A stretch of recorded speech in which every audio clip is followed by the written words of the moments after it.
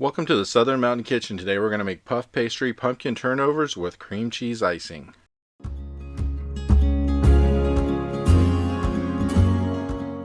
So everything you see on my counter is what we're going to use to make this. And really, these are so easy to make. If you think about it, just look at the ingredients. There's really not much there. The puff pastry is already made for you. We have some canned pumpkin that's ready to go here. We even have some icing we're already used from a container. So really, this is it right here. There is just not much hard to this. And the best thing is, these taste so amazing once you have them. And for every bag of puff pastry you use, you're going to get 6 of these. So really, you have the equivalent here if you want to make 12. So we're going to use one regular size can of pumpkin. Make sure it's real pumpkin and not that mess that they actually act like is pumpkin, but it's just flavored. So we want the real puree stuff. Go ahead and load this into something that you can mix in, because we want to make sure we have room for this. And then we are going to add to this 1 teaspoon of cinnamon. Then after that, we're going to add 1/4 cup of sugar. Then we're going to use 1/2 teaspoon of pumpkin pie spice. Now you can increase this if you want to. You can decrease a little bit of it. It's just basically pumpkin pie spice. And then we're going to add 1/2 teaspoon of vanilla. And once this is completely in your bowl or whatever you're mixing in, we're going to go ahead and mix this up. Now we really want to make sure this is completely combined together, because we want all of the stuff we just added to this into that pumpkin, and we want it to actually taste just kind of like you're eating a pumpkin pie. We want that really great taste to it. So go ahead and mix this, make sure everything as thorough as you can get it. And then we're going to preheat our ovens to 425 degrees, because these are going to bake for about 18 minutes. So we want to make sure that we totally have that oven hot as can be before these go in there, because we want the pastry to actually puff up really nicely. So keep mixing this up until you feel you've gotten everything combined together, and then we're going to move on to the puff pastry. I got to tell you, the version that I'm using here, if you saw the bag, this stuff is amazing. It works so well. I've never had it fail on me once. So we're going to pull it out of the bag and then roll it out, but we're not going to remove it from the paper yet, because we want to keep it on the paper until we actually get these cut into the sizes we need to actually make the turnovers. So as you can see, this is pretty much easy to spread out, and we're going to use a cookie cutter to actually separate this. So we're going to take it, go long way straight through the center, and that way we've got to cut it one direction, and then you're going to do 2 lines in the other direction to actually make this come into 6 equal parts, or something that looks equal, because you know, we don't measure this, we just eyeball it. And then once we get them totally cut, we're going to loosen them from the paper just to make sure that they come up, because I've had this before where one of the kinds I had stuck to the paper, and it was a bit of a pain to make it do what I wanted it to. So just go ahead and just lift it off and lay it right back down again, and that way we know it's separated, it's easy to move, and it's not going to cause a mess when we try to pick it up later after we put stuff on the inside of this. So now that we have this all done like this, we're going to actually get ready to add some ingredients to this. Now you're going to go with your pumpkin that we just mixed up. Probably a couple of spoonsful is all you're going to need on each one of these. You try to aim towards the center, kind of towards the corner a little bit, because we want to make sure that when we fold this over, the pumpkin stays inside. So go ahead and just add it too. And one thing I did is I went ahead and added it to each one, and then added a little more until I thought it was the exact amount on each one of them. So go ahead and add it in, and just work your way around until you get equal amounts on each one of these. Now the good thing is when this puff pastry is baking up, the stuff is going to smooth out a little bit, move around in it, and it's going to be coating the whole bottom. So once you get to a point where you think that you've got equal amounts in each one of these, we're going to fold these over, and that way we're going to actually use a fork to press the corners and the sides and everything to make sure they stay down.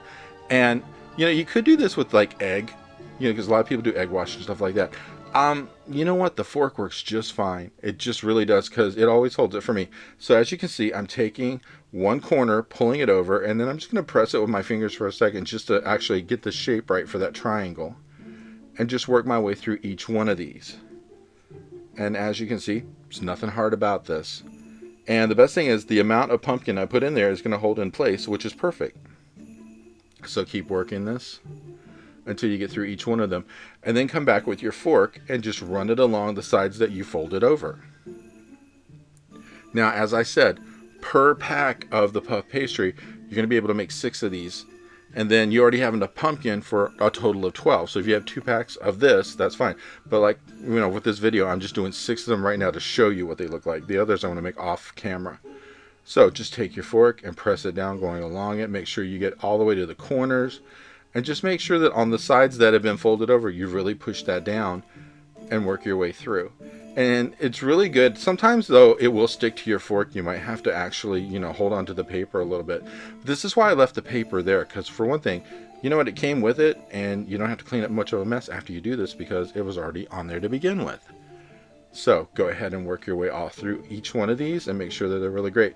And then when they're done, we're going to bring some egg wash in to actually just go over the whole top of this so it'll get golden brown when it's in the oven. And if you're wondering, in one of the bowls that I had already, all I did basically was take some egg, scramble it like scrambled eggs, and then I'm going to brush it on top because that's just it right there. There's nothing much more to it. So you're going to need a baking pan to put these on once you get these completely run through with the fork. And we're going to just sort of like run some parchment paper over that, so that way it's easy to clean up. And as you can see, this is mine. I'm just going to move them over one at a time until I actually get them in a place where I feel that they're sitting very nicely, because when they puff up, we don't want them running together and actually gluing themselves together. So once this is done like this, once it's on your sheet and you're ready to go here, just take the egg wash and just do a good run over top. And you're going to need something like a brush to brush it on with. They sell these at the dollar store. That's where I got mine from. Just go ahead and get a bunch of it onto your brush and just go all over the top and the sides.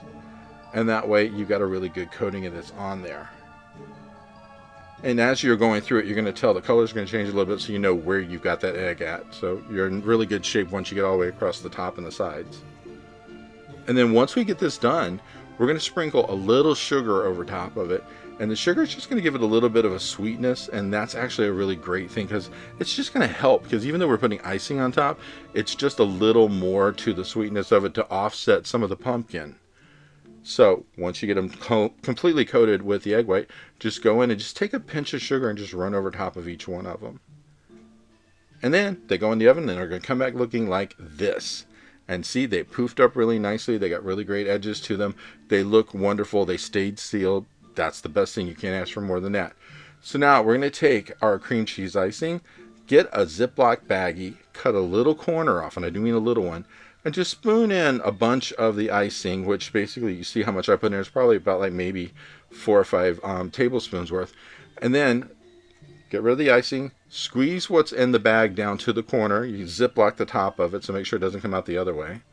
And then we're just going to squeeze it over top and let it come out over them and just zigzag around until you actually get it all over top. And it's that easy.